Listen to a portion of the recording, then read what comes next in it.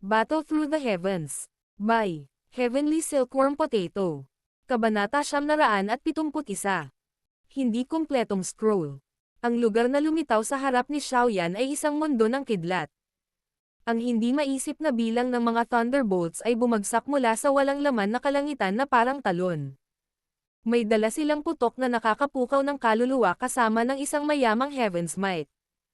Ang espiritual na lakas ni Xiaoyan ay lumitaw sa mundong ito ng kidlat ng tila naramdaman siya ng maraming tumatagilid na kidlat.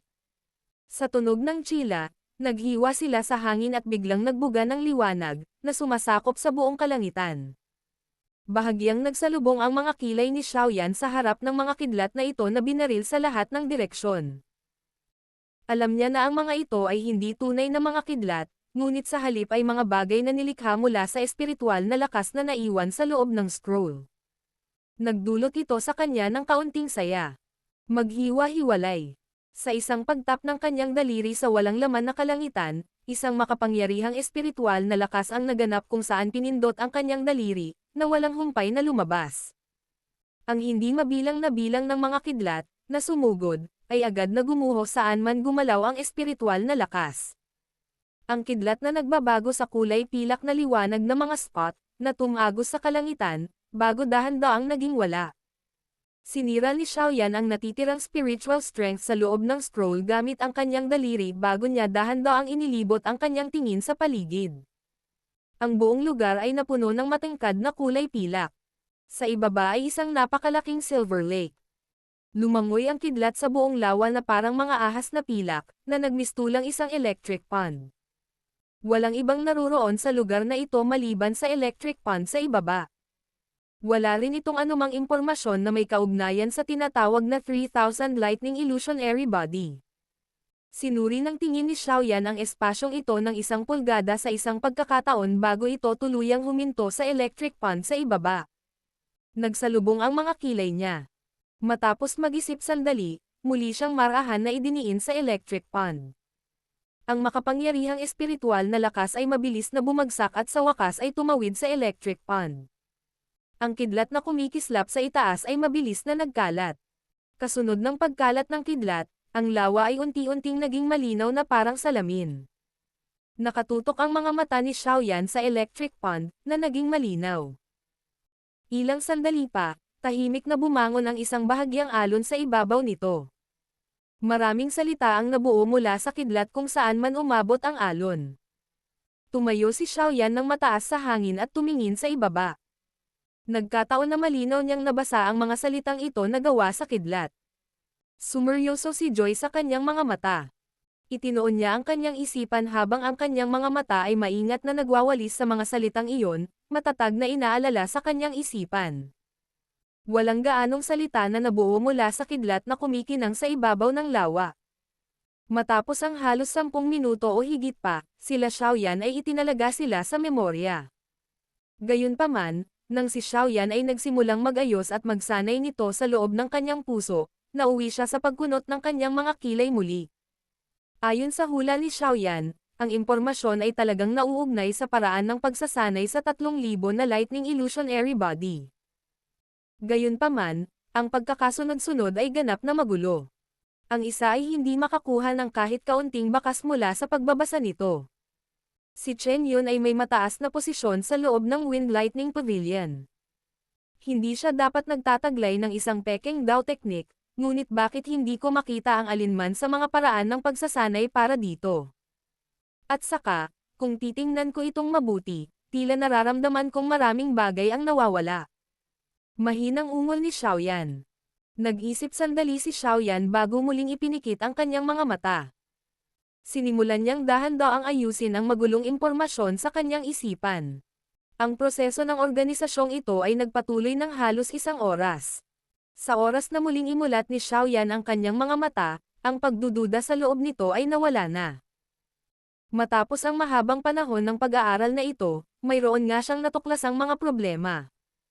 Ito talaga ang paraan ng pagsasanay para sa 3,000 Lightning Illusionary Body. Gayunpaman, ito ay hindi kumpleto. Ito ay bahagi lamang ng kabuuan. Ang pakiramdam ng pagkakaroon nito ng isang depekto ay nagmula dito kanina. Ang 3,000 lightning movement ay nahahati na sa ilang bahagi. Itong si Chen Yun ay nagtataglay lamang ng isa sa kanila. Nakakapanghinayang. Medyo malungkot na buntong hininga si Xiaoyan. Gayunpaman, nadama niya na ito ay normal pagkatapos ng pag-iisip tungkol dito. Bilang pinakamahalagang kayamanan sa Wind Lightning Pavilion, paano may lalagay ang 3,000 lightning illusionary body na ito sa mga kamay ng isang elder? Ang paglalagay ng mga ito ng hiwalay ay ang pinakaligtas na paraan. Nagtataka ako kung nasaan ang mga natitirang bahagi.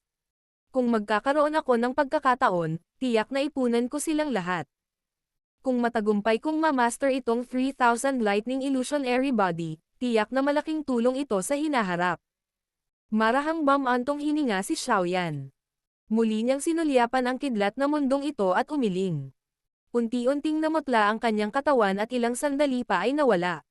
Kasunod ng pagkawala ni Xiaoyan, ang kidlat na mundong ito ay muling naging laganap sa isang ligaw na karahasan. Dahan-daang binuksan ni Xiaoyan ang kanyang mga mata sa loob ng kuweba. Tiningnan niya ang matingkad na kulay pilak na scroll sa kanyang kamay at hindi sinasadyang tumawa. Hindi naging madali ang pagkuha ng D-Class High-Level Dao Technique. Gayunpaman, maswerte na wala siyang napala. Hindi bababasa, nakuha niya ang isang bahagi ng pamamaraan para sanayin ang 3,000 lightning illusionary body.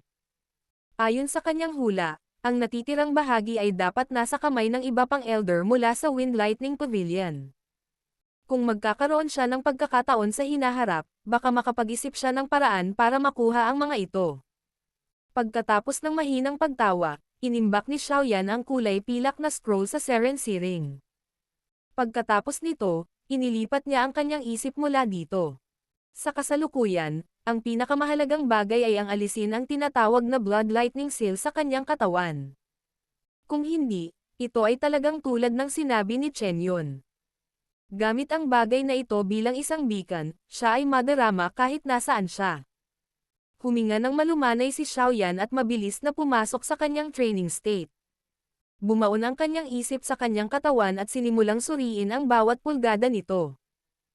Gayunpaman, natigilan si Xiaoyan nang matuklasan na walang kakaiba sa kanyang katawan matapos ang pag-scan. Walang kahit kititing na bakas ng Blood Lightning Seal. Imposibleng wala ito. Personal kong nasaksihan ang bagay na iyon na pumasok sa aking katawan. Ungol ni Xiaoyan. Isang ideya ang agad na pumasok sa kanyang isipan at ang Glazed Lotus Heart Flame ay sumunod sa kanyang mga ugat, at dahan-daang umikot. Sa wakas, pumutok ito at kumalat sa bawat parte ng kanyang katawan. Ang apoy ay nagningas sa loob ng kanyang katawan. Pagkaraan ng ilang sandali, sa wakas ay naramdaman ni Xiaoyan ang isang kakaibang pakiramdam na ipinadala. Gumalaw ang kanyang isip at lumitaw sa lugar kung saan nagmula ang kakaibang pakiramdam. Ang lugar kung saan nagmula ang hindi pangkaraniwang pakiramdam ay isang nakahiwalay na lugar. Gayunpaman, natagpuan pa rin ito sa buong paghahanap na isinagawa ng Glazed Lotus Heart Flame. Sa sandaling ito, mayroong isang maliit na scarlet silver imprint sa ugat na ito. Isang malabo na mahinang kinang ang kumukutitap habang nagninangas ang apoy. Talagang nagtago ito ng napakalalim. Kung hindi dahil sa lakas ng Heavenly Flame, malamang na mahihirapan akong hanapin ito. Tiningnan ni Xiaoyan itong kulay scarlata pilak na selyo at malamig na tumawa. Nararamdaman niya na ang bakas ng selyo na ito ay naglalaman ng kakaibang enerhiya. Si Xiaoyan ay hindi pamilyar sa ganitong uri ng enerhiya. Noong nagsasanay siya ng 3,000 lightning movement noon, na-absorb din niya ang isang thread ng ganitong uri ng wind lightning strength mula sa hangin at kulog. Ang ganitong uri ng enerhiya ay medyo mas malakas kaysa sa isang ordinaryong Dao technique. Kung ang isang ordinaryong tao ay itinanam ng gayong selyo, natural na hindi siya maglalakas loob na tanggalin ito ng pilit dahil ang lakas ng kidlat ng hangin ay magdudulot ng malaking pinsala sa mga panloob na bahagi ng katawan ng isang tao sakaling ito ay sumabog. Gayunpaman, maswerte na sa kabila ng pagiging magulo ng wind lightning strength, ang lakas ng Heavenly Flame ay mas nakakagulo at kakaiba. Mabilis na kumalat ang isang kumpol ng jade green na apoy nang may pumasok sa isip niya. Pagkatapos nito, binalot nito ang selyo at ang ugat sa loob nito. Ang isang nakakatakot na mataas na temperatura ay agad na tumagos sa lugar. Dahil sa Glazed Lotus Heart Flame na ganap na napino ni Xiaoyan, ang ganitong uri ng mataas na temperatura ay hindi makakasama sa kanya, at magdudulot ito ng mainit na pakiramdam ng kanyang mga ugat. Sa kabilang banda, ang Blood Lightning Seal na iyon ay medyo nasira sa ilalim ng mataas na temperatura. Ang mga thread ng enerhiya na may kulay ng dugo ay unti-unting naging kawalan habang tumagos dito ang mataas na temperatura. Talagang nagtataglay ang Blood Lightning Seal na ito ng kakaiba. Maging ang Heavenly Flame ay nangangailangan ng mahabang panahon para maalis ito. Gayunpaman, ito ay dahil medyo mahina ang aking lakas.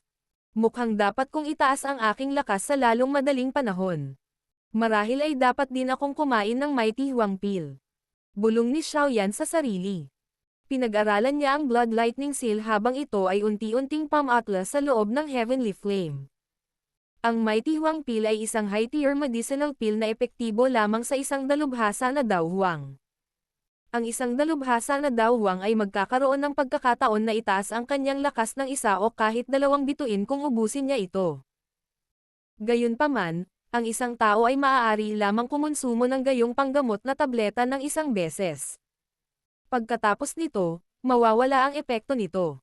Sa kabutihang palad, si Xiaoyan ay hindi pa nakakain ng isa. Gayunpaman, ang kasalukuyang sitwasyon ay isa kung saan maaaring kailanganin niyang umasa sa bagay na ito. Kapag naalis ko na itong Blood Lightning Seal, hahanap ako ng isa pang ligtas na lugar para ubusin ang medicinal pill at palakasin ang aking lakas sa pagtatangkang mabilis na makapasok sa klase ng Daozang. Ang lakas ng isang Daowang ay malayo sa sapat para gumala sa Central Plains.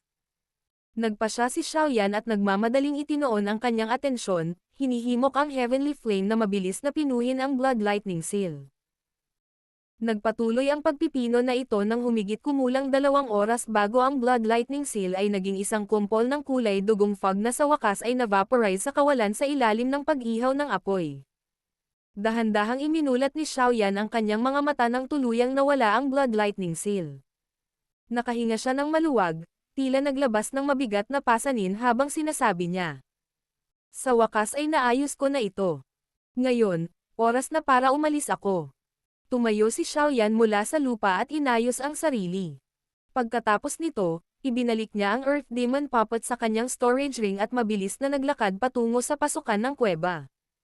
Nang bubuksan na sana niya ang napakalaking rock door sa pasukan ng kuweba, isang dumadagandong na malakas na boses ang biglang nalipat mula sa labas.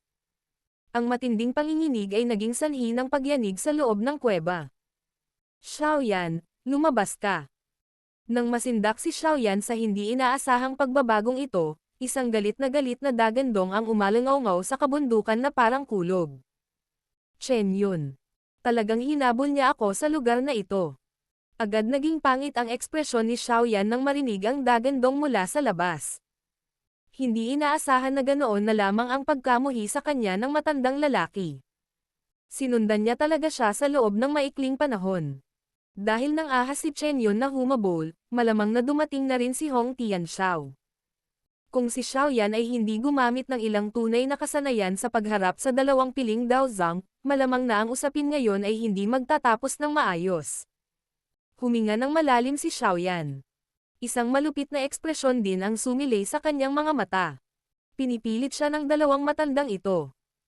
Gaya ng kasabihan, kakagatin din ng kuneho ang isang tao sa pagkabalisa nito, lalo na si Xiaoyan, na isang mabangis na lobo na may matatalas na ngipin. Hihihi. Munting kapwa, hindi inaasahan na ang matandang ito ay natagpuan ka sa isang kahabag-habag na kapaligiran ng ako ay magising. Ito ay talagang isang pagpapala sa aking mga mata. Nang si Xiaoyan ay nagbabalak na ilabas ang lahat sa kanyang puso, isang matanda na mapanuksong tawa ang biglang tumunog sa kanyang puso nang walang anumang paunang babala. Matandang Ginoong Yao. Bulalas ni Xiaoyan nang marinig niya ang pamilyar na tawa na ito. Isang saya na mahirap itago ang bumungad sa kanyang mga mata. Battle Through the Heavens. Kabanata 972. Napakalaking aura. Mahigit sa 100 figure ang nasuspine sa Asher na kalangitan. Nagkalat silang lahat at ang kanilang mga tingin ay maingat na iniskan ang bulubundukin sa ibaba. Ito ang lahat ng mga taong humabol kay Xiaoyan. Bawat isa sa kanila ay nagdadala ng walang kapantay na galit at layuning pumatay. Gayunpaman, hindi nila alam kung ano ang iniisip ni Xiaoyan sa sandaling ito. Chen Yun, hindi mo ba sinabi na ang brat na iyon ay tinamaan ng iyong blood lightning seal? Dapat mong makita ang eksaktong lugar niya. Nasaan siya? Isang mapula ang damit, dilaw ang mukha, matandang lalaki sa wakas ay galit na humihingi ng impormasyon mula sa nakasuot ng kulay abo, matandang lalaki sa tabi niya matapos mabigang makahanap ng anumang bakas sa kabila ng paghahanap ng ilang sandali. Medyo madilim ang ekspresyon ni Chen Yun sa sandaling ito. Naramdaman niya na humihina ang koneksyon niya sa blood lightning seal habang papunta siya rito, lalo na noong kakapasok niya pa lang sa paligid ng bulubundukin. Ang koneksyon ay ganap na nasira sa sandaling iyon. Sa makatuwid, maaari lamang siyang umasa sa ruta na ipinadala ng bahagyang koneksyon kanina upang maghanap. Gayunpaman, ito ay isang walang saysay na pagsisikap sa kabila ng mahabang panahon. Hindi ko alam kung anong paraan ang ginamit ng brat na iyon para tanggalin ang blood lightning seal na iniwan ko sa katawan niya. Malungkot na sagot ni Chen Yun. Sa totoo lang, sobrang nabigla siya sa sandaling ito. Ang kahirapan sa pagtanggal ng blood lightning seal ay isang bagay na lubos niyang naunawaan. Gayunpaman, ito ay naalis sa loob ng wala pang kalahating araw. Ito ang unang pagkakataon na nakatagpo siya ng ganoong pangyayari sa lahat ng kanyang mga taon. Wala ka bang malaking tiwala sa iyong blood lightning seal? Kung alam kong ito ang mangyayari, ang matandang ako ay direktang hinabol. Nagalit si Hong Tianxiao nang marinig ito. Kung mawawalan sila ng koneksyon, paano nila mahahanap ang brat na iyon pagkatapos niyang tumakas ng malayo? Ano ang inaatungal mo? Habulin mo. Hindi ka ba magtatagal na habulin kung hindi ka natakot sa puppet sa kamay ng brat na iyon? Kumunat ang noo ni Chen Yun at medyo iritadong nagsalita. Ikaw. Nagsasalita ka talaga ng kalokohan. Matatakot ba ang matandang ito sa pepe ng brat na iyon? Galit na sumigaw si Hong Tianxiao. Kapag nahanap na natin siya, maaari kang pumunta at harapin ang pepe na iyon. Malamig na tumawa si Chen Yun. Kaagad niyang iwinagayway ang kanyang kamay at isang malalim na boses ang tumunog. Kayong lahat ay dapat na tumungo at maghanap sa lugar ng 1 pulgada sa isang pagkakataon. Siguradong nasa bulubunduking ito pa rin ang brat na iyon. Hindi ako naniniwala na makakatakas siya sa ilalim ng aking mga mata. Ang dosenang mga eksperto sa kalangitan ay nagulat sandali nang marinig ang utos ni Chen Yun bago nila ibinaling ang kanilang mga tingin kay Hong Tianxiao. Sila ang mga taong inimbitahan ng angkan ng Hong. Natural, kailangan nilang marinig ang pagtuturo ni Hong Tianxiao. Gawin mo ang sinabi niya. Ikinaway ni Hong Tianxiao ang kanyang manggas at inutusan sila. Naiintindihan. Ang mahigit 12 ng mga inimbitahang katulong mula sa angkan ng Hong ay sa wakas ay kinuyam ang kanilang mga kamay at kumalat pagkatapos marinig ang utos. Dahan-dahan silang bumaba, bumuo ng hugis pamaypay, at nagsimulang maghanap sa bulubundukin. 2 figure ng tao ang tahimik na kumislap at lumitaw sa loob ng isang luntiang kagubatan sa likod ng grupo ni Hong Tianxiao habang hinahanap nila si Xiaoyan. Ang babae sa kanila ay nakakagulat na si Hanzo. Nakatayo sa tabi niya ang isang matanda na nakaputing damit na may mapait na ngiti. Dumaan ang tingin ng matanda sa pagitan ng mga sanga at tumingin sa grupo ni Chen Yun sa malayong kalangitan. Isang mataimtim na ekspresyon ang sumilay sa kanyang mga mata. Lolo sa tuhod, mahahanap ba nila si Xiaoyan? Ang nagbabagang mainit na mga mata ni Hanzo ay tumingin sa mga inanyayahang katulong ng angkan ng Hong habang maingat nilang hinanap ang lugar bago hindi sinasadyang nagtanong sa paraang nag-aalala. Babae, kahit na hindi nakayanan ng matandang ito ang iyong pag-aalboroto at sa huli ay dinala kita upang tingnan, sasabihin ko pa rin ang ilang mga pangit na salita muna. Kung anumang sitwasyon ay mangyari pagdating ng panahon, gagawin ko ang lahat ng aking makakaya upang magbigay ng kamay sa paunang kondisyon na walang makatuklas sa aking pagkakakilanlan. Dapat mong maunawaan ang lolo sa tuhod. Ayos lang kung si Hong Tianxiao lang iyon. Gayunpaman, si Chen Yun ay miyembro ng Wind Lightning Pavilion. Hindi maaaring masaktan ng ating angkan ng Han ang ganitong uri ng paksayon. Ang nakaputing damit, matandang lalaki ay bumantong hininga habang nagsasalita siya na may medyo solemne na mukha. Nakipagsapalaran ako na dalhin ka lalo na dahil tinulungan ng maliit na lalaking iyon ang aming angkan ng Han. Ang matandang ito ay hindi gustong umutang ng isa pang pabor. Kung hindi, gaano man kaganda ang sinabi mo, hindi ko ituturing ang isang malaking bagay tulad ng pagkakasala sa Wind Lightning Pavilion bilang laro ng bata. Dahan-daang kinagat ni Hanzo ang kanyang ibabang pulang labi gamit ang likod ng kanyang mga ngipin habang siya ay tahimik na tumango. Mahina niyang sinabi. Alam ni Zuer ang kanyang mga limitasyon. Sa oras na iyon, ang lolo sa tuhod ay dapat namamagitan batay sa sitwasyon. Kung hindi posible, pagkatapos ay umalis ka na lang. Ang kanyang mabilog na mga mata ay agad na naging mas mapula sa dulo ng kanyang mga salita. Muling tumawa ng mapait ang maputi na nakadamit at matandang lalaki nang makita ang ugali nito. Hinaplos niya ang makinis na itim na buhok ni Hanzo at bumantong hininga. Sa pagpapakilos ng aking munting apo, ang maliit na lalaking ito na tinatawag na Xiaoyan ay talagang may kasanayan.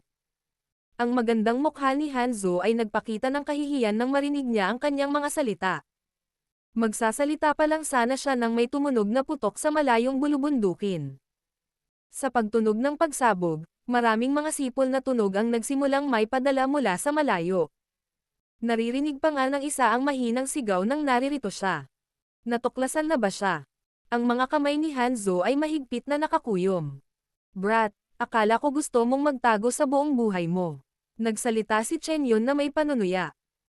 Ang kanyang anyo ay nasuspine sa kalangitan habang ang kanyang masamang tingin ay nakatingin sa binata na dahan-dahang naglalakad palabas ng isang kuweba. Talagang napakaraming tao ang dumating. Mukhang galit na galit sa akin si Elder Chen. Ang tingin ni Xiaoyan ay dumaan sa kalangitan sa paligid niya. Sa wakas, huminto sila sa katawan ni Hong Tianxiao habang nakangiti ito. Kapag napunta ka sa aking mga kamay, malinaw na mararanasan mo ang pagkamuhi ng dating ako. Marahas na nagsalita si Chen Yun. Ang mahinang sakit na ipinadala mula sa kanyang kamay ay parang isang tinak na walang awa na tumatagos sa kanyang puso. Ang kahihiyang iyon ay naging sanhi ng pagsulong ng hangarin ng pagpatay sa kanyang puso. Brat, sa pagkakataong ito, gustong makita ng matandang ako kung paano ka makakatakas. Nangako ako sa pamangkin ko na babaliin ko lahat ng paa mo at dadalhin kita sa kanya. Nagpakita ang tingin ni Hong Tianxiao ng matinding kinang habang nakatitig kay Xiaoyan. Ang kanyang masasamang boses ay naging dahilan upang ang mga nakapaligid na katulong na inimbitahan ng angkan ng Hong ay nakaramdam ng lamig sa kanilang mga puso. Napaawang ang mga labi ni Xiaoyan. Gayunpaman, ang ngiti niyang ito ay naglalaman ng malamig na lamig.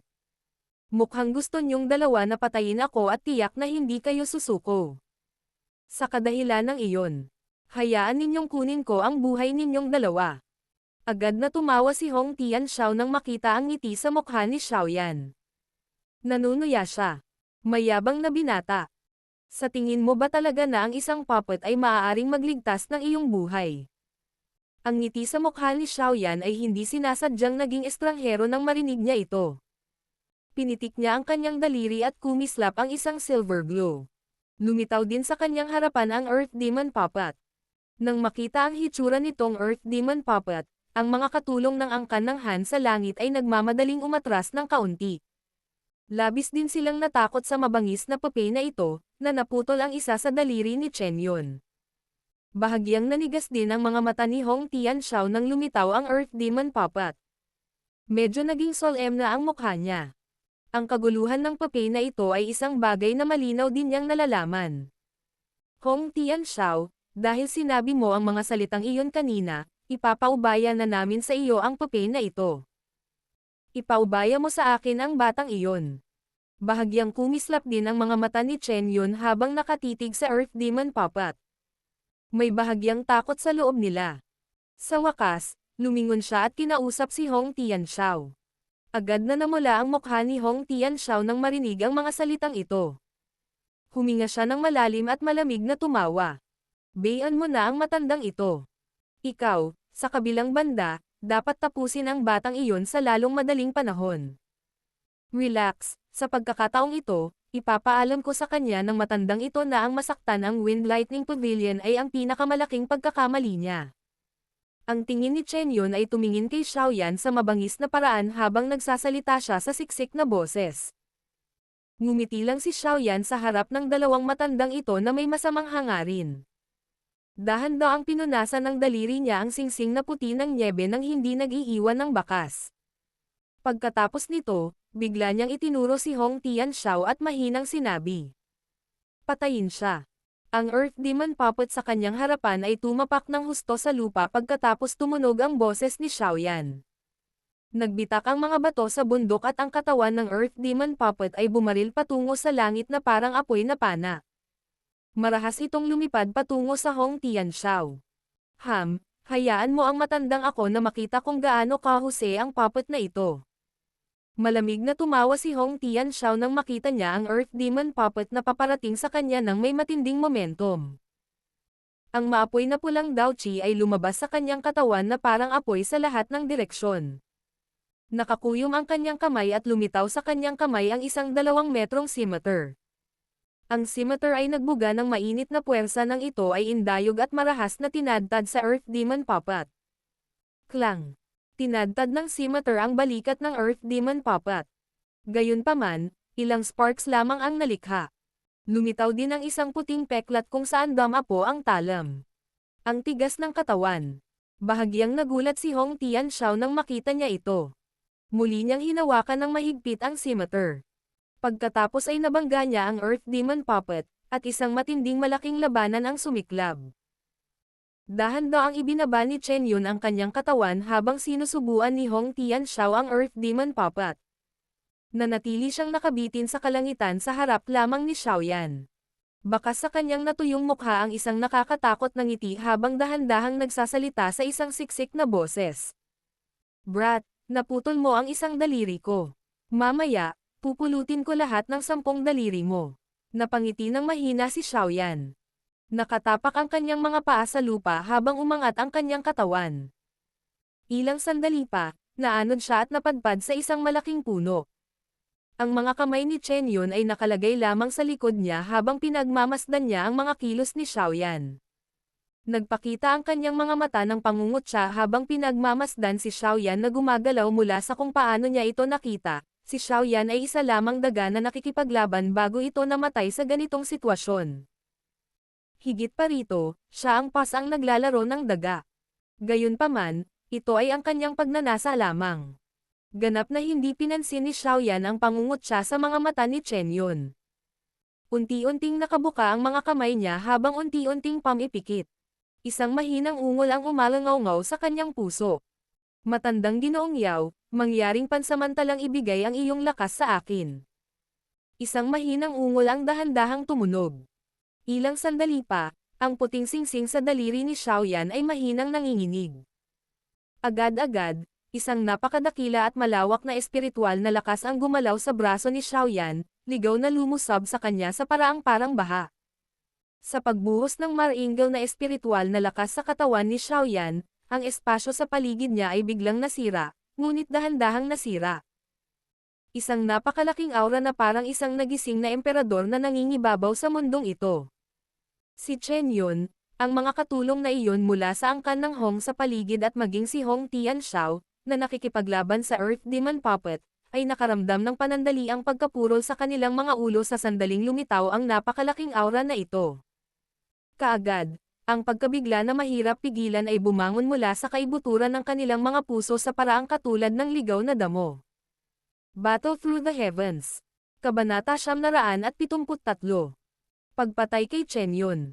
Ang maringal na aura ay umiikot sa katawan ni Xiaoyan habang ang buong bulubundukin ay nanginginig sa ilalim ng nakakatakot na aura na ito.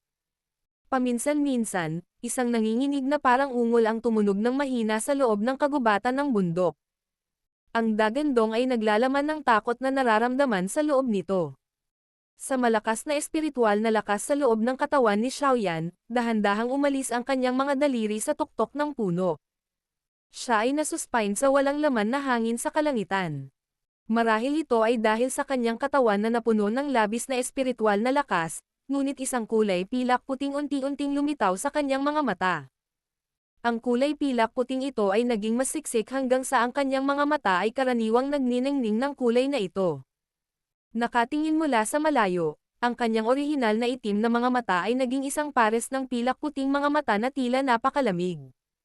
Saglit na nagpatuloy ang tumataas na aura bago ito huminto. Bahagyang ibinaba ni Xiaoyan ang kanyang ulo at tumingin kay Chen Yun. Na ang ekspresyon ay lubhang nagbago. Dahan-dahan siyang nagtanong. Wala ka bang balak na pilayin ang 10 daliri ko?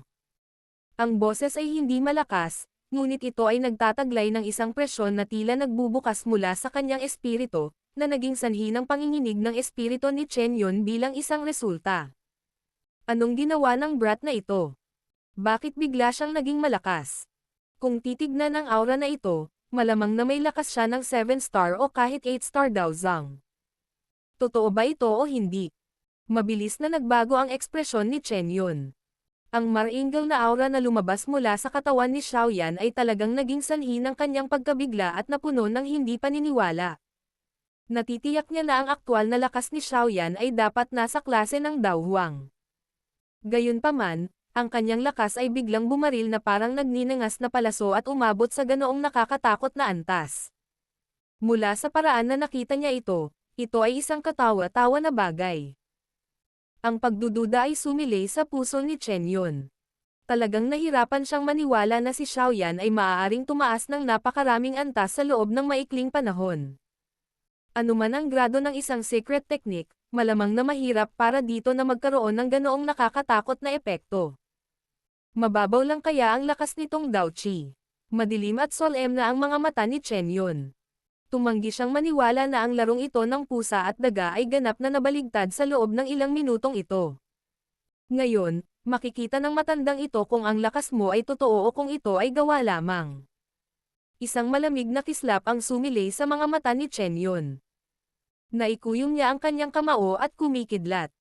Nagsama-sama ito sa isang lightning maze. Gumalaw ang kanyang katawan at umalangaw-ngaw ang mahinang kidlat.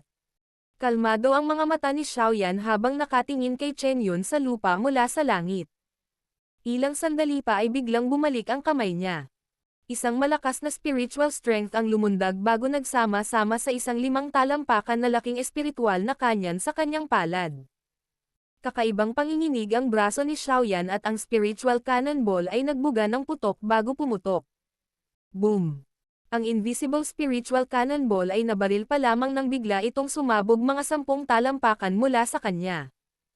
Isang matandang figure ang lumitaw sa isang kahabag-habag na paraan bago mabilis na umatras.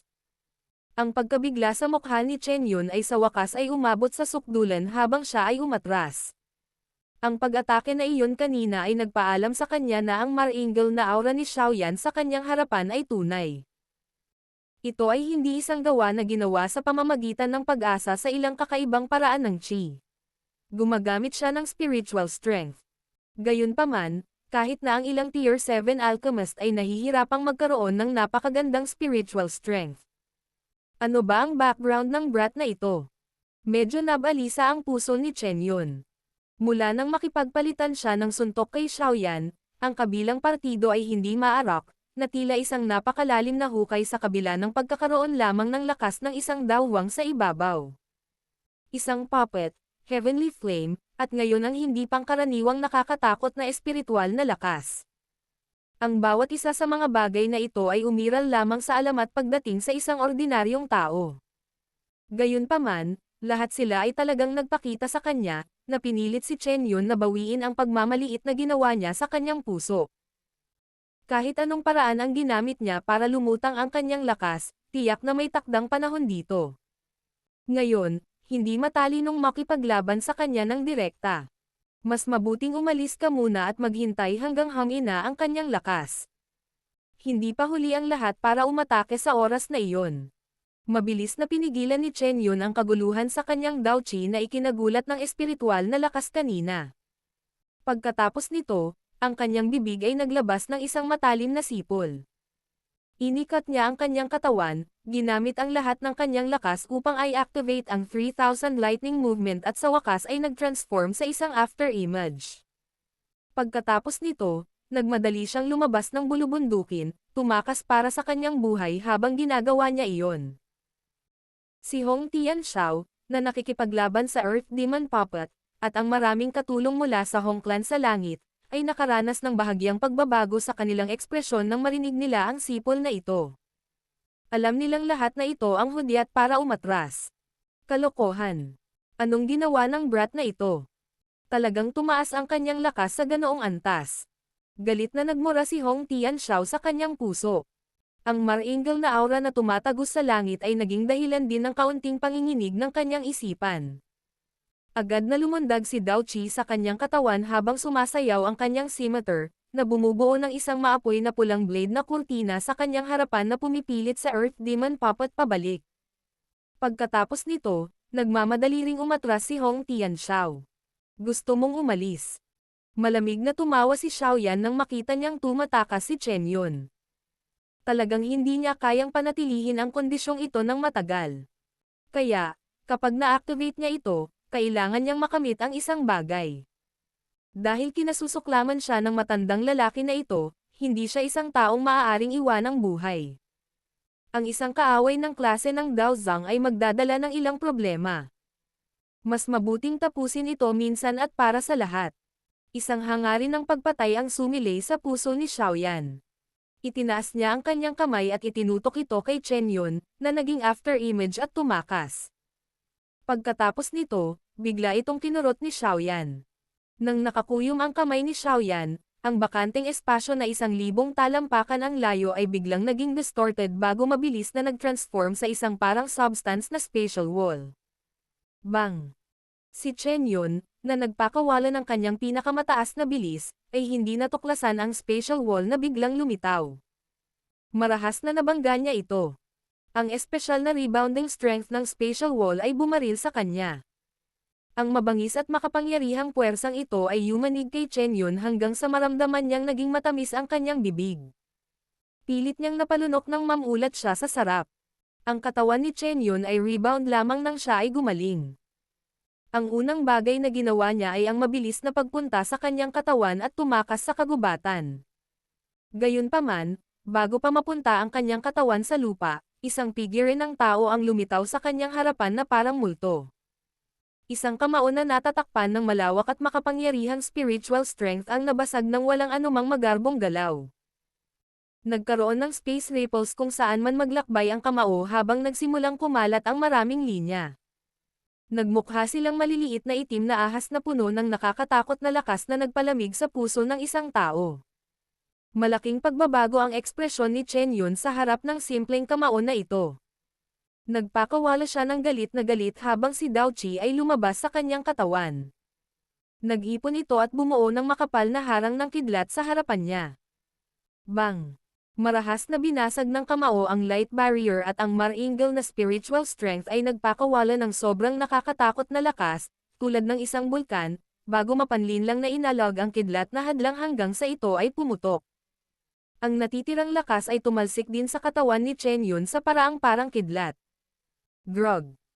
Isang subo ng sariwang dugo ang dumura habang ang katawan ni Yon Chen ay bumagsak sa lupa sa pamamagitan ng walang awa na suntok. Ang kanyang katawan ay hamagod sa kagubatan sa ibaba, na bumubuo ng isang malalim na bangin na mahigit 100 metro ang haba.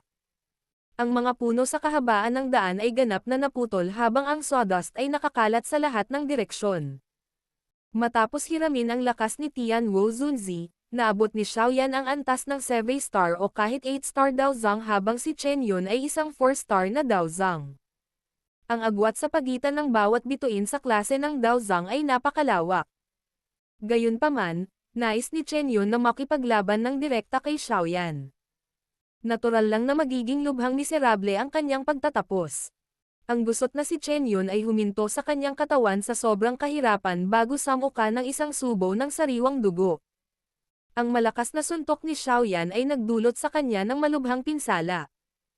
Bukod dito, ang espiritual na lakas na iyon ay tila hindi pangkaraniwang mainit at marahas. Ang ilan sa espiritual na lakas na sumalakay sa kanyang katawan ay nagsimula na ng isang malaking pagkawasak. Napakasama ng kalagayan ni Chen Yun nang harapin ang kombinasyong ito ng panlabas at panloob na pag-atake. Kung magpapatuloy ito, mamamatay talaga ako sa kamay ng munting bastard na iyon. Hindi ako maaaring magpatuloy na mabigla sa kanya. Ang mga mata ni Chen Yun ay naglalaman ng kasamaan habang pinupunasan niya ang bakas ng dugo sa gilid ng kanyang bibig. Tatakas na sana siya patungo sa bulubundukin nang muling lumitaw sa harap niya ang parang multo na iyon na parang uod sa tarsal bones ng isang tao. Xiaoyan, hindi ka pababayaan ng Wind Lightning Pavilion kung papatayin mo ako. Nagmamadaling sumigaw si Chen Yun. Nakaramdam ng pagkabigla ang kanyang puso nang makitang muli siyang hinahabol ni Xiaoyan. Malamang na hindi nila ako pakakawalan kahit na hindi kita patayin. Ngumiti si Xiaoyan kay Chen Yun. Gayunpaman, ang ngiti na ito ay parang isang masamang demonyo, na nagpalamig sa puso ng isang tao, mula sa pananaw ni Chen Yun. Ano ang kailangan mo para bitawan mo ako? Hanggat sabihin mo ang iyong kalagayan. Bago natapos ni Chen Yun ang kanyang pangungusap, bumaril ang katawan ni Chen Yun pabalik. Ang isang pares ng mga butil na kulay pilak na kasing laki ng kamao ay walang awa na inihagis kay Xiaoyan. Bang! Bang! Bang! Naitapon pa lang ang mga butil na pilak nang biglang sumabog. Ang malalakas na alon ng hangin ay nagpatag sa kagubatan sa loob ng 100 metrong radius. Ang figure ni Chen Yun ay mabilis na tumakas patungo sa kagubatan matapos ihagis ang mga butil ng kidlat. Gayunpaman, wala siyang oras para makahinga ng maluwag nang muling lumitaw ang isang kakaibang figure ng tao. Isang binti na naglalaman ng makapangyarihang espiritual na lakas ay inindayog. Ang puwersa nito ay malakas na hinampad sa ulo ni Chen Yun. Grog. Si Chen Yun ay nagluwa ng isang subo ng sariwang dugo nang pumutok ang ligaw at marahas na lakas. Lumipad pa atras ang kanyang katawan at nabali ang hindi mabilang na malalaking puno sa daan. Tumingin si Hong Tianxiao kay Chen Yun, na karaniwang hindi makaganti, mula sa malayong kalangitan. Nagbago din ang ekspresyon niya. Ninuno, dapat ba tayong magbigay ng kamay? Napalunok ng laway ang isang inanyayahang katulong habang mahinang nagtanong. Mabilis na nagbago ang mga mata ni Hong Tianxiao. Agad niyang tiningnan ang Earth Demon Puppet na medyo naantala ng ilang tao mula sa angkan ng Hong bago nagngangalit ang kanyang mga ngipin at nagutos. Umalis ka. Huwag mo siyang pakialaman. Masyadong nakakatakot ang lakas ng batang iyon ngayon. Idagdag pa ito sa papay, liligawan lang natin si kamatayan kahit gaano pa tayo karami.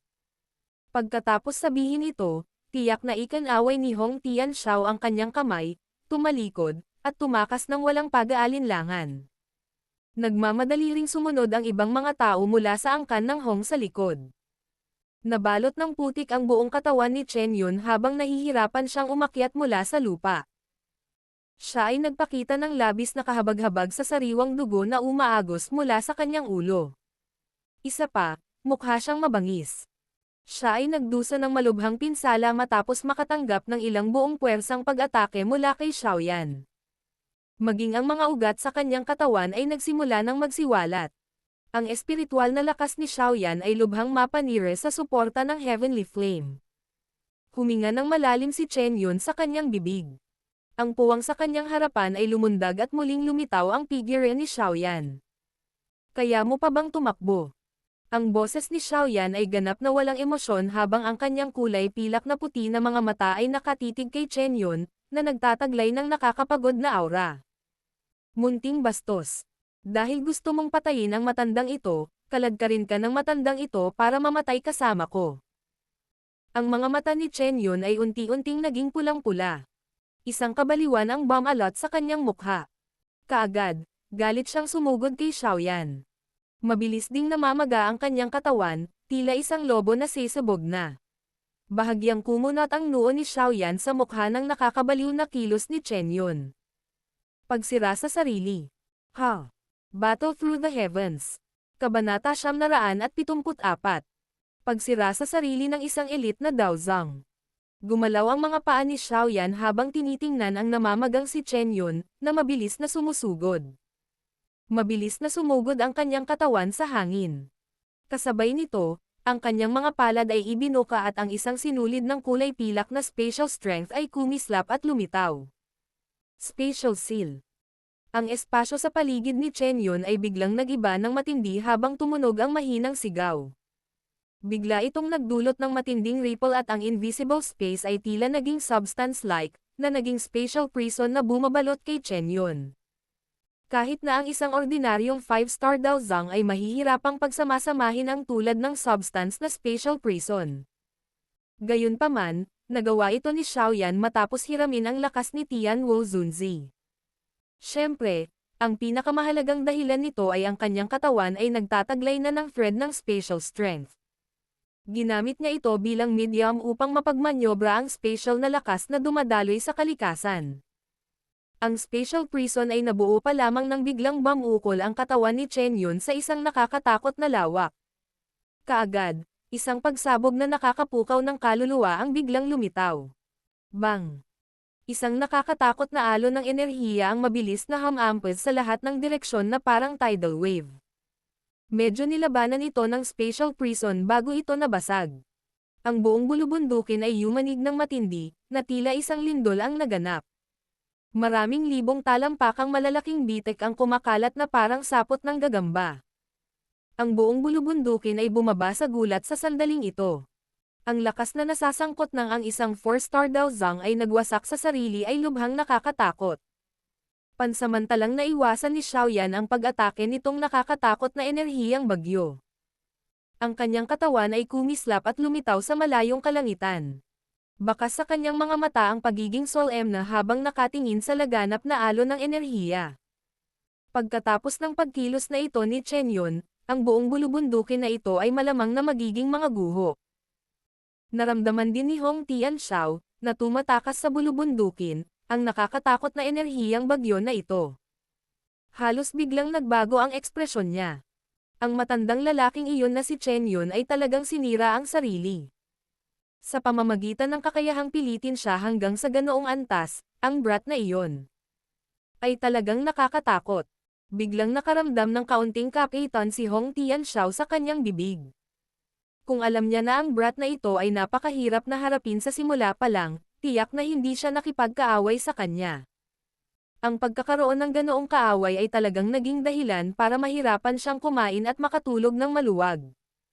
Gayunpaman, ang mundong ito ay walang anumang gamot para sa panghihinayang. Ito ay isang bagay na malinaw ding nalalaman ni Hong Tianxiao. Bukod dito, hindi siya mapagpasyahang tao. Isang mabangis na kinang ang agad na sumilay sa kanyang mga mata habang bumubulong sa kanyang sarili. Ang batang ito ay talagang kakaiba. Gayunpaman, sa pamamagitan ng pagpatay kay Chen Yun, hindi ka magiging maganda ang pakiramdam.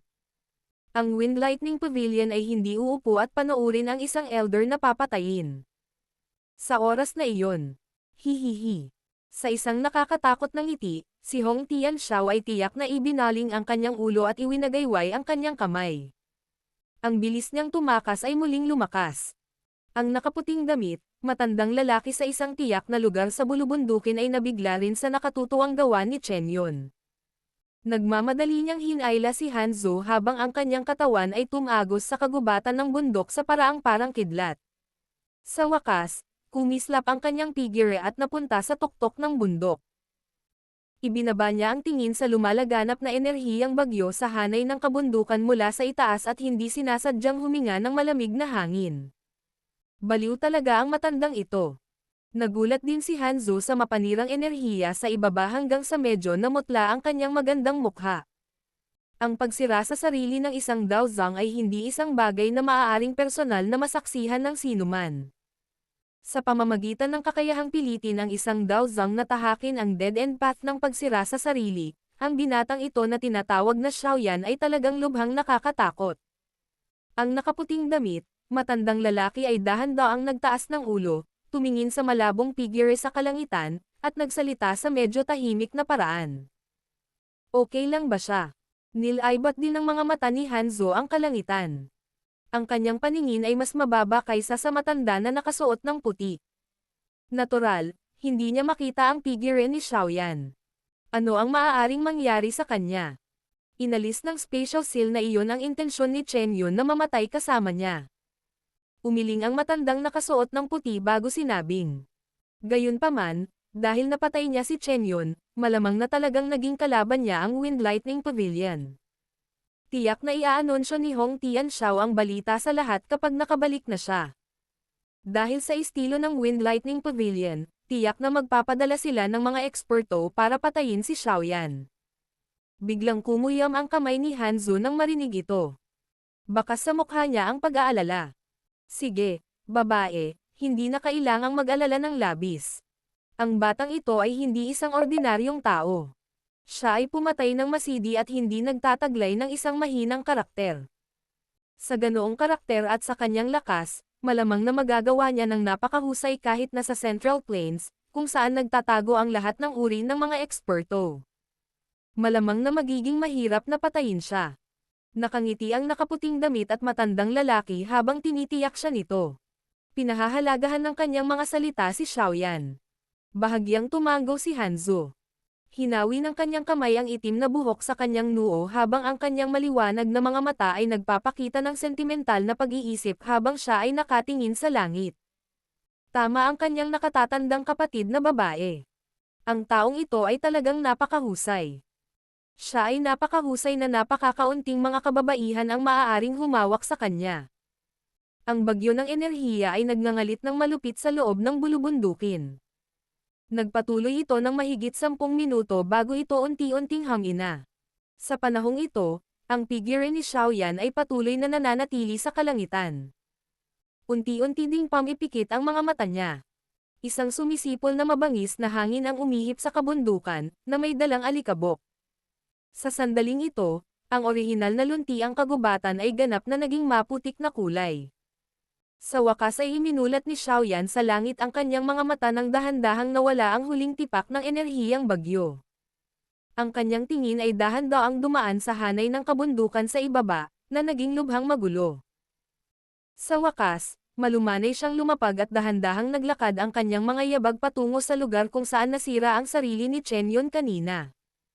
Isang napakalaking hukay na 200 talampakan ang laki ay lumitaw sa lugar na iyon. Ang itim na kadiliman ay tulad na hindi makita ng isa ang ilalim sa isang sulyap. Tumama ang tingin ni Xiaoyan sa hukay. Biglang lumiko ang kanyang mga yabag at nakarating siya sa isang lugar malapit sa napakalaking hukay. May umuugong na lantang puno na matatagpuan sa lugar na iyon. Dahan-daang hinaplos ng kamay ni Xiaoyan ang lantang puno habang ang isang malamig na ngiti ay biglang itinaas sa gilid ng kanyang bibig. Marahas na inihagis ang palad niya sa harap at naputol ang lantang puno. Lumipad ang mga kahoy na chips at isang ilusyonaryong espiritu ang tumakas mula dito sa gulat. Lumipad ito patungo sa langit. Gayunpaman, kagalo pa lang nito nang biglang tumigas ang paligid. Talagang napakaplano ni Elder Chen. Hinahayaan ang iyong katawan na sirain ang sarili habang ang isang hibla ng iyong kaluluwa ay tumakas. Sa kasamaang palad. Ngumiti si Xiaoyan, tumingin sa ilusyonaryong espiritu, at mahinang nagsalita. Xiaoyan, huwag mo akong patayin. Maaari tayong umupo at mag-usap ng maayos. Hindi mo nais na masaktan ang Wind Lightning Pavilion sa ganitong paraan, hindi ba? Nakulong pa lang ang espiritu nang agad itong nag-transform sa ilusyon na mukha ni Chen Yun. Sa sandaling ito, ang kanyang mga mata ay naglalaman ng isang tunay na takot. Kung ang thread na ito ng kaluluwa ay winasak ni Xiaoyan, siya ay tunay na matatapos. Hindi ko rin gustong umabot sa ganoong yugto. Gayunpaman, lahat ng ito ay dahil pinilit mo ako. Mahinang bumantong hininga si Xiaoyan. Iniabot niya ang kanyang kamay at agad na hinawakan ang kaluluwa ni Chen Yun. Munting bastos, hindi ka pababayaan ng Wind Lightning Pavilion. Hintayin mo lang ang iyong kamatayan. Nagmura si Chen Yun nang maramdaman niya ang layunin ni Xiaoyan na pumatay. Bang! Walang ekspresyon si Xiaoyan. Hinigpitan niya ang kamay at biglang sumabog ang kaluluwa ni Chen Yun. Agad itong nag-transform sa light spot bago nawala. Sa pagtingin sa nagkalat na mga spiritual spot, alam ni Xiaoyan na itong elder ng Wind Lightning Pavilion ay nagbigay ng kanyang huling palm sa mundong ito. Siya ay maingat at hindi nag-iiwan ng anumang lugar para makatakas ang kanyang kaaway. Ang taong ito ay hindi isang ordinaryong tao. Biglang bumantong hininga ang matanda na nakaputi ang damit at nagsalita habang nakatayo sa tuktok ng bundok. Si Hanzo ay nakatayo ng hindi sigurado sa kanyang tabi at kinusat ang kanyang mga mata.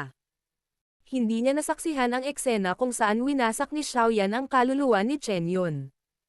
Gayunpaman, nadama niya na ang kanyang lolo sa tuhod, na nagtataglay ng imposibleng mga inaasahan, ay tila nagbigay kay Xiaoyan ng napakataas na pagsusuri. Masyado akong pinuri ng matandang Ginoo. Ayaw ko lang pahintulutan ang ilang gulo na sundan ulit ako. Isang mahinang tawa ang biglang umalangaw-ngaw sa tuktok ng bundok. Kaagad, dahan-daang lumitaw ang figure ni Xiaoyan sa harap ng matanda na nakasuot ng puti. Xiaoyan. Agad na sumigaw si Hanzo nang makitang lumitaw si Xiaoyan.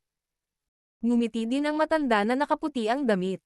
Gayunpaman, ang kanyang mga paa ay lumipat pasulong ng kalahating hakbang nang hindi nag-iiwan ng bakas, malabong hamarang kay Hanzo sa likuran niya habang ginagawa niya iyon. Personal niyang nasaksihan ang pagpatay ni Xiaoyan kay Chen Yun. Malamang na ang bagay na ito ay magdulot ng maraming problema para kay Xiaoyan kung ito ay kumalat. Pagkaraang makita ang masasamang taktika ni Xiaoyan kanina, hindi tinuring ng matanda na nakaputing damit si Xiaoyan bilang isang mabait na tao. Hindi kailangang maging maingat ang matandang Ginoo. Si Xiaoyan ay hindi isang taong uhaw sa dugo. Bukod dito, utang ko kay Miss Zuer ang aking pasasalamat. Ang pagganti ng kabaitan na may paghihiganti ay hindi isang bagay na magagawa ko. Mahinang tumawa si Xiaoyan. Bagamat napakaliit ng mga kilos ng nakaputing damit, matanda, hindi ito nakaligtas kay Xiaoyan sa kanyang kasalukuyang kalagayan. Medyo nahiya ang matanda at nakaputing damit nang marinig ito. Hinawakan niya ang kanyang kamay at sinabing, ang matandang ito ay si Han Fei. Binabati ni Xiaoyan ang matandang Ginoong Han. Pinagsalikop ni Xiaoyan ang kanyang mga kamay at sumagot ng isang ngiti. Hihihi. Ang dating ako ay hindi karapat-dapat sa gayong malaking pagbati. Ikinaway ni Han Fei ang kanyang mga kamay bago mataimtim na sinabi. Wala kaming sasabihin tungkol sa usapin ngayon. Gayunpaman, malamang na isa publiko ito ni Hong Tianxiao. Sa oras na iyon, kailangan mong mag-ingat sa Wind Lightning Pavilion. Salamat sa iyong babala, matandang Mr. Han. Tumanggaw si Xiaoyan. Hindi naman sa ayaw niyang habulin si Hong Tianxiao. Gayunpaman, hindi niya nagawang mapanatili ang kondisyong ito ng matagal. Sa sandaling bawiin ni Tian Wu Zunzi ang espiritual na lakas, malamang na ang Xiaoyan ay makakaranas ng pagod na yugto dahil sa sobrang lakas ng enerhiya. Paano niya mapapatay si Hong Tianxiao sa estadong iyon? Dahil alam ito ng batang kaibigang si Xiaoyan, ang matandang ito ay hindi na magsasabi pa. Magpapalam ako sa iyo ngayon. Kung may pagkakataon sa hinaharap, pupunta ako at hihingi ng payo sa batang kaibigan. Napangiti si Han Fei. Ang kanyang mga tingin ay lumibot sa kanya at alam na hindi ito isang lugar na dapat manatili ng matagal. Sa wakas, ikinulong niya ang kanyang mga kamay at nagsalita. Ngumiti si Xiaoyan at tumanggo. Ikaw. Dapat mag-ingat ka. Kinagat ni Hanzo ang kanyang ibabang pulang labi gamit ang likod ng kanyang mga ngipin at bamulong nang makita niyang papaalis na sila. Ngumisi si Xiaoyan at sinabing, dapat kang mag-ingat. Si Han Fei sa gilid ay tumawa ng mapait sa kanyang puso nang makita ang sitwasyong ito. Hinailan niya si Hanzo habang gumagalaw ang kanyang figure at sumugod patungo sa isang malayong bulubundukin. Mag-ingat sa Wind Lightning Pavilion. Pinakamabuting umalis ka sa hilagang rehiyon ng Central Plains sa lalong madaling panahon. Tumingin si Xiaoyan kina Han Fei at Hanzo na nawala sa di kalayuan ng isang mahinang banayad na boses ang inanod sa hangin. Bumantong hininga si Xiaoyan. Pinagmasdan ng kanyang mga mata ang dalawang figure habang sila ay nawala sa abot tanaw. Inikat din niya ang kanyang katawan at lumipad sa kabilang bahagi ng bulubundukin. Ang kasalukuyang kailangan niya upang mabilis na itaas ang kanyang lakas. Oras na para ubusin ang mighty Huang Pill na iyon. Gayunpaman, hindi niya alam kung gaano kalaki ang itataas ng medicinal pill na ito sa kanyang lakas. Battle Through the Heavens.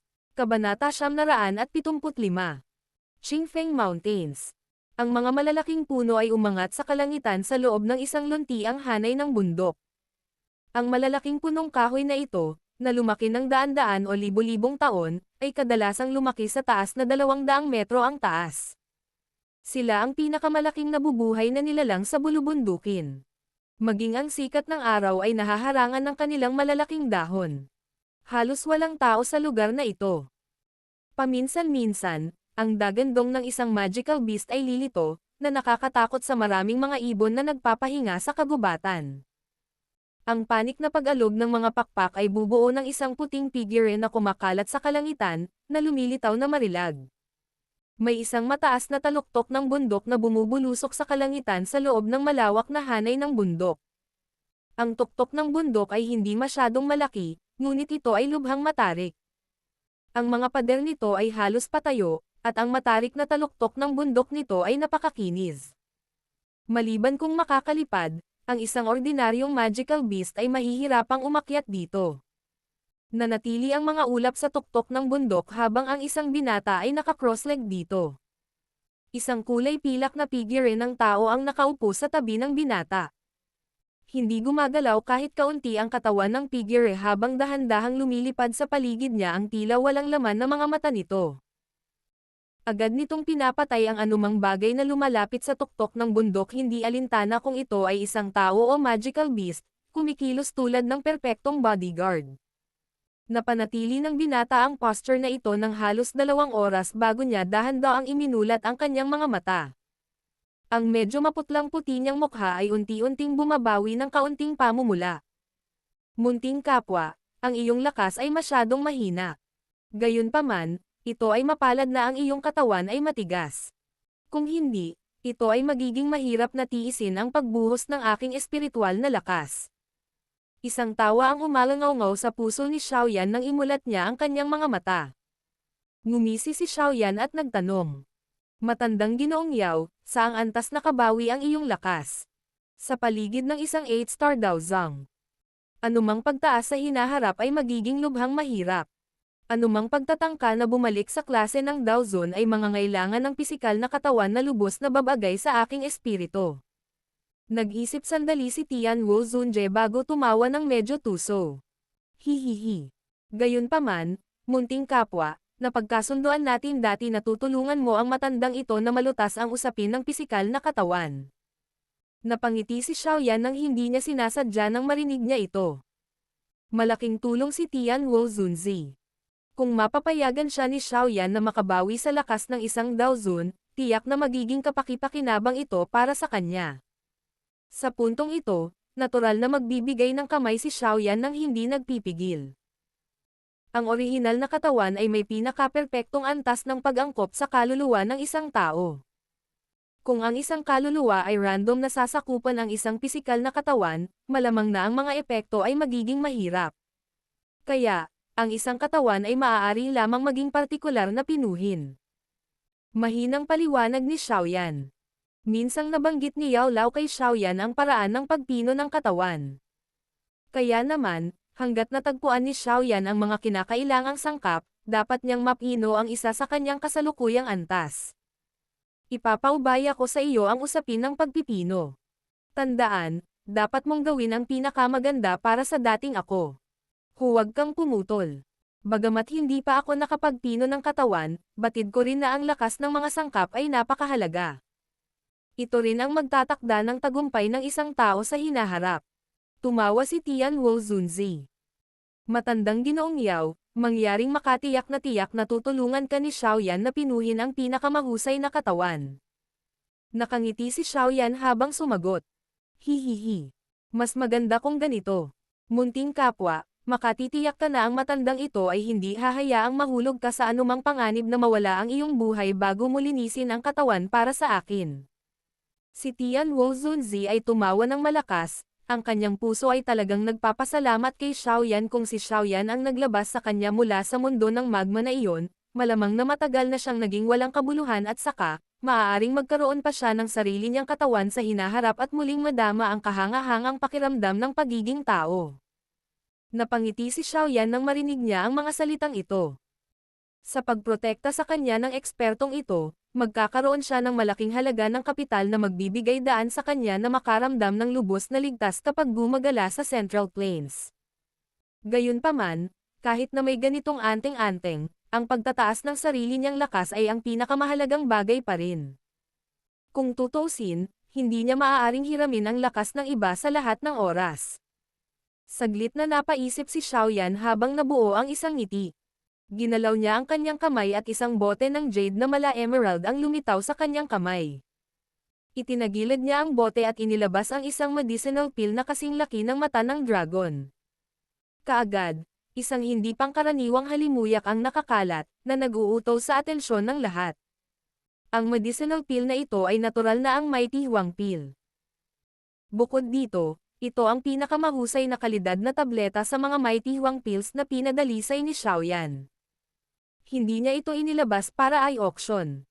Sa halip, iningatan niya ito bilang paghahanda para sa sarili niyang paggamit. Ngayon, ito ay nagkataon na maaaring magamit. Ang paggamit ng Mighty Huang Pill ay nagawang hayaan ang isang elite na dawang na itaas ang kanyang lakas ng isa o kahit dalawang bituin. Gayunpaman, ito ay nakasalalay din sa swerte. Isang bagay na tulad ng lakas ng isang tao na hindi man lang tumaas pagkatapos na ubusin ang Mighty Huang Pill ay nangyari noon. Bukod dito, ang malas ay na kahit na nabigo sila, ang bagay na ito ay hindi na magkakaroon ng anumang epekto kapag natupok nila ito sa pangalawang pagkakataon. Kaya naman, ang mga taong umiinom ng Mighty Huang Pill ay kadalasang nananalangin sa kanilang mga puso na sana ay hindi sila makatagpo ng ganoong malas na pangyayari. Ang medicinal pill ay dahan-daang gamulong sa kamay ni Xiaoyan. Ilang sandali pa, dahan-dahan siyang bumantong hininga, lumaki ang bibig, at mabilis na pinasok ang gamot na tableta dito. Ang Mighty Huang Pill ay agad na natunaw sa pagpasok sa bibig ni Xiaoyan, na naging medyo mainit, malakas na lakas ng panggamot na mabilis na umakyat sa katawan ni Xiaoyan. Kasunod ng pagdagsa ng napakaraming purong panggamot na lakas, kumaibat din ang sulok ng bibig ni Xiaoyan. Mapalad na matigas ang kanyang mga ugat. Kung hindi, mahihirapan siyang ubusin ang ganoong kalaking lakas ng gamot sa isang pagkakataon. Dahan-daang huminga ng hangin si Xiaoyan nang ang lakas ng gamot ay mabilis na lumundag at dumaloy sa lahat ng kanyang mga ugat. Isang pag-iisip ang pumasok sa kanyang isipan at ang glazed lotus heart flame ay umikot sa kanyang katawan. Kaagad, ang apoy ay umagos sa kanyang mga ugat at mabilis na bumalot sa napakalaking lakas na panggamot. Pagkatapos nito, pilit nitong hinayla ang mabangis na kabayong ito na parang kasama. Kasunod ng ruta ng Flame Mantra Chi Method, dahan-dahan itong nagsimulang umikot. Ang espasyo sa paligid ni Xiaoyan sa labas ng mundo ay nagsimulang yumangay ng matindi ang lakas ng gamot sa loob ng katawan ni Xiaoyan. Sunod-sunod na alon ng enerhiya ang lumitaw bago nagsama-sama sa isang pag-ikot ng enerhiya sa espasyo sa itaas ng kanyang ulo. Sa wakas, ang enerhiya ay dahan-dahang tumagos sa kanya sa tuktok ng kanyang ulo. Ang pagkakaroon ng Heavenly Flame ay naging madali para kay Xiaoyan ang pagpino sa may batik-batik na enerhiya mula sa kalikasan. Nagawa niyang pinuhin ang anumang dumating anuman ang dami ng kasangkot. Ang lahat ay dahan-daang dumating sa landas, kasunod ng unti-unting pag-activate ng nakapagpapagaling na lakas sa loob ng kanyang katawan.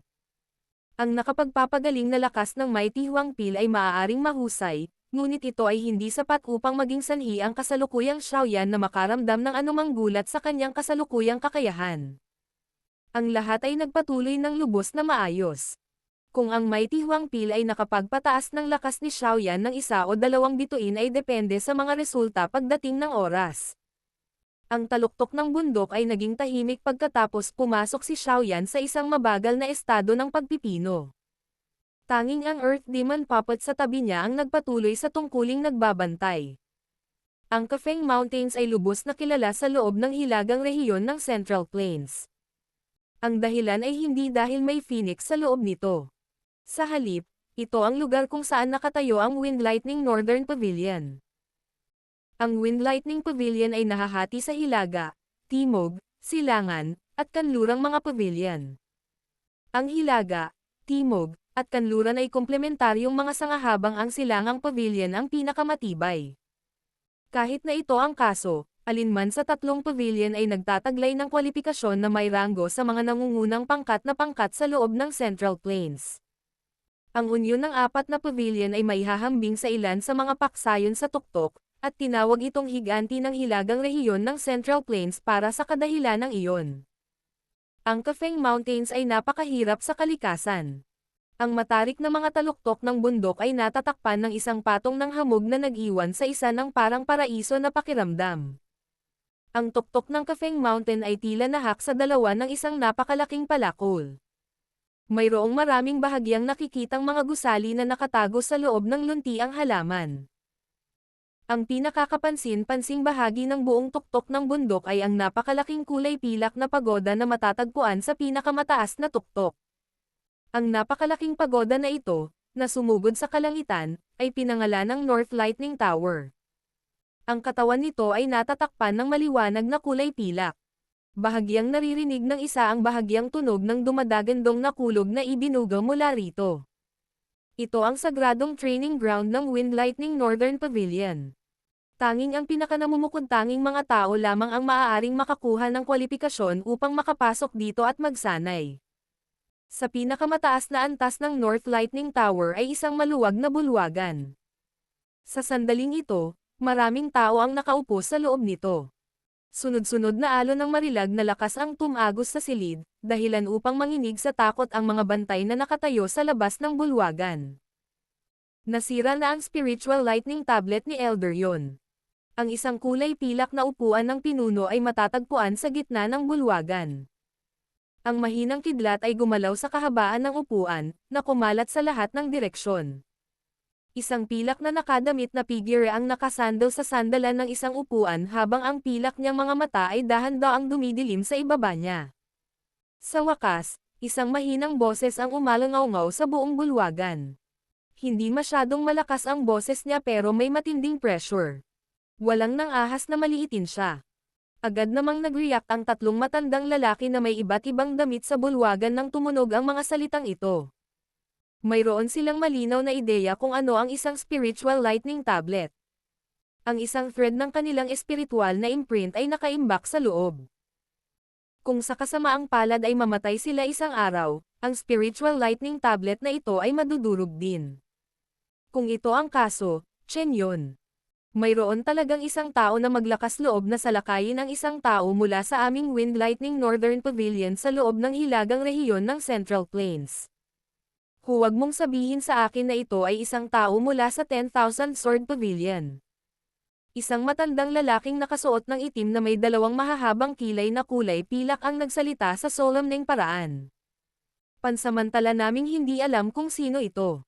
Sa pagkakataong ito, sinamahan ni Elder Yon si Hong Chen sa Tianbei City, hindi ba? Fang, Lei, Diane. Kayong tatlong matatanda ay dapat mag-imbestiga kung ano ang nangyari. Kunin ang taong umatake kahit sino pa siya, kahit na siya ay mula sa 10,000 Sword Pavilion. Ang mga miyembro ng ating Wind Lightning Northern Pavilion ay madaling mapapatay. Dahan-daang utos ng upuan ng pinuno. Naiintindihan. Agad namang tumayo ang tatlong matanda at magalang na sumagot. Pagkatapos nito, nag-transform sila sa mga light figure na nagmamadaling umalis bago mabilis na nawala. Ang malaking bulwagan ay muling naging walang laman at tahimik matapos mawala ang tatlong matandang ito. Ilang sandali pa, dahan-daang tumayo ang figure ng tao sa upuan ng pinuno. Marahan niyang iwinagayway ang kanyang manggas at umalangaw-ngaw ang kulog sa buong bulwagan. Ito ay talagang isang matapang na hakbang upang hawakan ang mga tao mula sa aking Wind Lightning Pavilion sa lugar na ito. Malamang napagtawanan ako ng 2 taong iyon kapag hindi kita mahanap.